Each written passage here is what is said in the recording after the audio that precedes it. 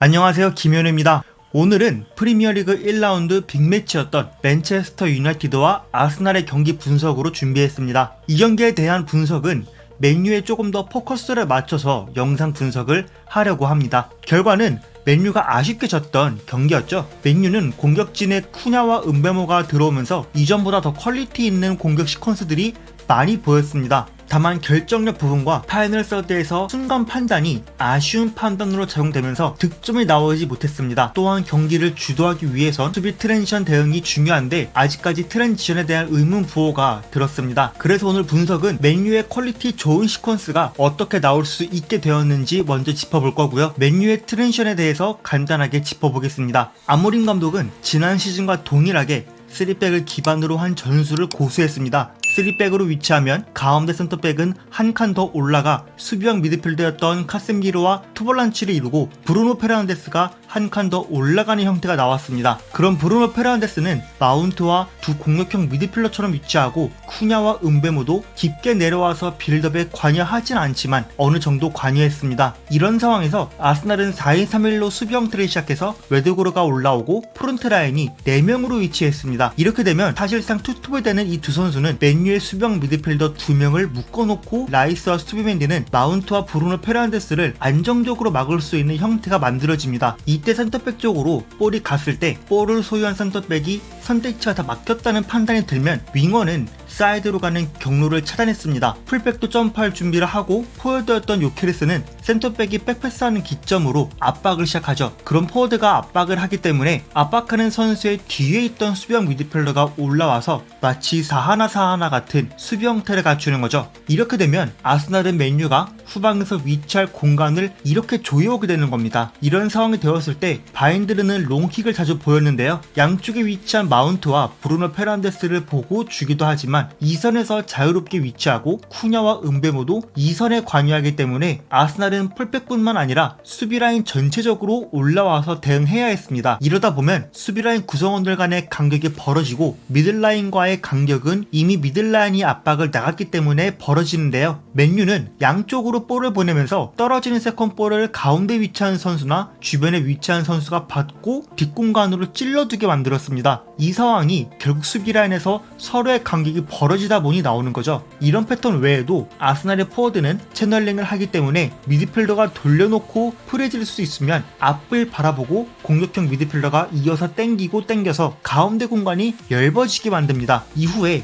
킥 나오고 2선에 관여했던 선수는 다시 앞으로 들어가면서 벌어진 틈 쪽으로 침투하는 거죠. 이런 패턴은 아스날이 수비 라인을 끌어올려서 압박했기 때문에 더 부각된 면도 있고 지난 시즌에도 잘 보여준 패턴이기도 합니다. 다만 지난 시즌과 다른 점은 가운데 위치한 선수가 경합하면서 내주거나 상대도 볼 찾아오기 어렵게 만들면 세컨볼을 찾아오는 포지셔닝이 꽤 좋은 편이었습니다. 또 앞선으로 올라갔던 브루노 페르난데스가 가운데 위치에서 횡으로 계속 이동할 때 수비맨디가 한쪽으로 쏠리는 포지셔닝을 보인다면 사이 공간의 위치에 볼 잡고 넓은 쪽으로 터치해서 이 압박을 풀어나왔습니다. 볼을 간소화에 성공하면 반대로 크게 전환해주는 상황을 더 적극적으로 활용하는 것까지 지난 시즌 치루었던 경기들보다 더 자주 나온 느낌이었습니다. 이후 윙백까지 오버래핑해 박스에 진입하고 크로스까지 하는데 여기서 하나 아쉬운 포인트는 크로스의 타이밍입니다. 크로스 타이밍은 단순히 크로스만 하는 타이밍만 볼 게 아니라 박스에 쇄도하는 선수가 없다면 볼을 키핑해줘야 하는데 그러지 못한 상황이 두 장면 정도 보였습니다. 또 크로스를 받으려는 선수도 공격진이 전통적인 포워드나 스코어러 선수가 아니더라도 공격진이라면 볼의 위치에 따라 전방으로 쇄도할 필요도 있는데 볼을 받으려는 움직임이 보여서 아쉬웠습니다. 미드 지역에서도 전체적인 전개는 지난 시즌과 크게 다르지 않았습니다. 사이드까지 전개가 도달했을 때 아스날의 투볼란치는 같이 횡으로 이동하고 웨드그로도 내려와서 대각선 각도를 차단하죠. 여기서 막혀서 맨유가 백패스를 하게 되면 백패스를 기점으로 윙어부터 압박해서 밀고 나가는데요. 아스날은 수비 대응이 밀면서 횡으로 이동할 때 상황을 보면 자연스럽게 반대 선수를 보면서 이동할 준비를 할 수밖에 없게 됩니다. 그렇지 않으면 맨유가 횡으로 넘어올 때 프리가 되는 선수들이 생기게 되고 전방에 5대4 상황이 생기기 때문에 수비맨디와 라이스는 부지런히 횡으로 이동해야 했죠. 그래서 맨유는 횡으로 넘어오는 타이밍에 공격형 미드필더와 윙어가 상대 풀백을 두고 2대1 상황이 될 타이밍을 보고 지속적으로 사이드 보고 길게 킥하는 상황들을 노렸습니다.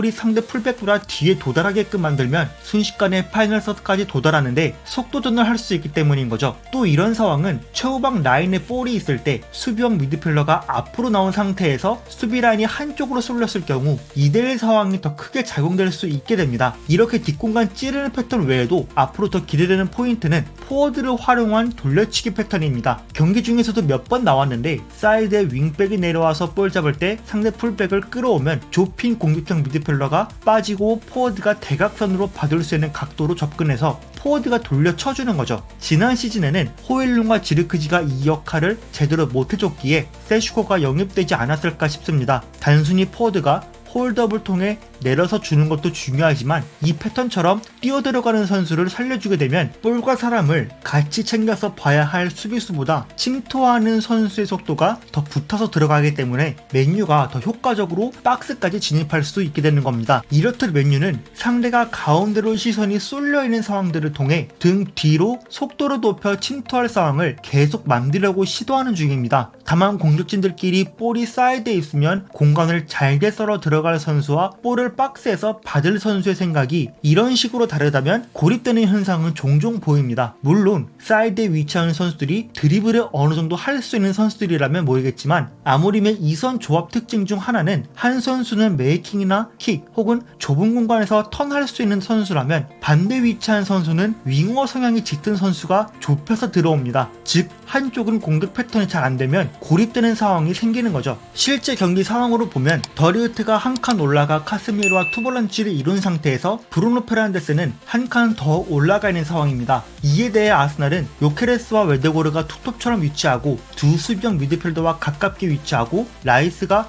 요케레스와 가깝게 붙어있죠. 요로가 선택을 못하고 백패스할 때 라이스가 올라오고 마치 4-1-4-1처럼 되는 겁니다. 이때 바인드르가 길게 킥하는 상황을 보면 풀백들이 사이드에 위치한 선수한테 신경 쓰면서 서로 간격이 벌어지기에 수비 맨디가 깊게 내려가면서 수비 라인과 미드 라인의 간격은 더 크게 벌어졌습니다. 때문에 세컨볼 잡고 이 사이로 길게 넣어주면 이런 찬스까지 나올 수 있는 거죠. 지금도 맨유는 동일한 상황에서 아스날이 요케레스가 키퍼한테 접근하면서 라이스와 웨데고르가 2선에 같이 위치한 상태입니다. 두 수비형 미드필더가 타이트하게 상대가 견제하지만 사이드로 돌려놓으면서 요로를 프리하게 주는 거죠. 달로가 내려오면서 다시 리턴 패스 내주는 상황 보면 은베모가 내려왔다가 다시 올라가죠. 요로가 길게 앞보고 킥해주면서 마운트가 가깝게 반대쪽으로 붙어주면서 은베모가 이전 상황부터 앞으로 침투하면 가속도가 붙은 상황에서 공간을 선점할 수 있게 되는 거죠. 미들서드에서 빌드업하는 상황도 형태는 비슷합니다. 3-2 형태를 그대로 가져가고 앞에 5명이 위치하죠. 이때 윙백이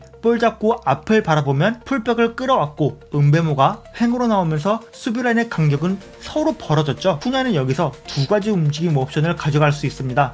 첫 번째는 내려와서 은베모한테 돌려쳐주거나 간격 벌어진 쪽으로 침투할 수 있는 거죠. 이런 장면도 마찬가지입니다. 수비 라인이 이렇게 구성된 상태에서 은베모가 내려와 칼라피오르를 끌고 오면 횡으로 미드필더한테 줄 때 달로가 침투하는 액션을 가져가면 오프사이드 트랩도 피하고 등 뒤에서 속도로 효과적으로 박스로 들어갈 수 있는 거죠. 또 다른 상황으로 보면 백패스하는 걸 기점으로 밀어낼 때 아스날 수비 라인은 수비 맨디가 내려와서 위치하기 때문에 상대가 뒤로 물러남에 따라 부지런히 올라와야 합니다. 이런 상황과 맞물려 그럼 벤 화이트는 도르구와 마운트를 두고 2대1이 되는 거죠. 킥이 나오면 벤 화이트는 마운트를 보면서 수비 라인이 올라가더라도 도르구에게 등 뒤를 내주면서 박스까지 들어가는 겁니다. 이런 상황도 달로가 앞으로 잡는 게 제일 베스트지만 안쪽으로 잡아놔도 안쪽으로 치고 들어오면서 은베모와 쿠나가 횡으로 나오면 이런 간격이 생기는 거죠. 그럼 횡으로 받고 아까 벌어진 쪽으로 조금 더 빠른 타이밍에 받았으면 노려볼 수 있었지만 그래도 반대로 크게 전환해서 상대를 한쪽으로 쏠리게 만들었으면 반대쪽을 공략할 수 있도록 만들었습니다.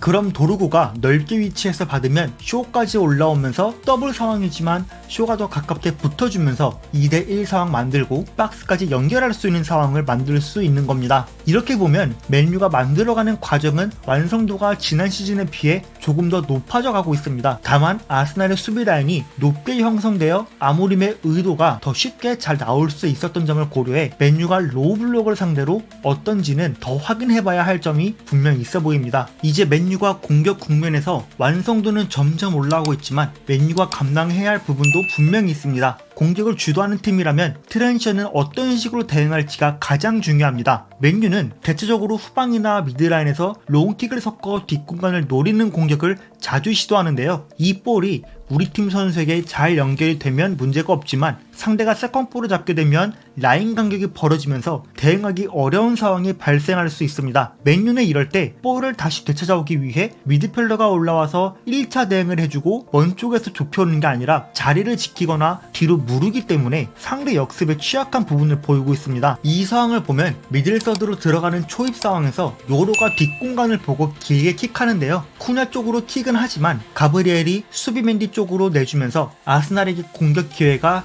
다시 넘어가게 되죠. 이때 아스날이 공격 기회를 잘 잡기도 했고 브루노 페르난데스도 칼라피오리와 웨데고르를 두고 2대1이 되었지만 앞쪽에 위치한 선수들이 트랜지션에 대한 대응이 늦습니다. 또한 맨유는 프론트 라인에 위치한 선수들이 상대 수비 라인 쪽을 압박하고 투볼란치가 중원 싸움에 주로 가담하기 때문에 전방 압박하는 상황이 아닌 이상 로우 블록 또는 미드 블록 상황에서 초기 대응하는 게 좀 늦는 편입니다. 지금도 트랜지션 상황이 되고 상대를 뒤로 무르게 만들면서 대응이 잘 되고 있는 것처럼 보이지만 이 3톱은 앞쪽에 위치하고 카세미르의 위치도 한쪽으로 쏠렸지만 기본적으로 라이스한테 내줬다면 맨유는 또다시 라인을 내려서 후반까지 다 내려와야 하는 체력적인 부담을 계속 짊어져야 했습니다. 제가 준비한 분석은 여기까지입니다. 재밌고 유익하게 보셨다면 구독과 좋아요 부탁드리고 여러분들의 의견도 댓글로 남겨주세요. 감사합니다.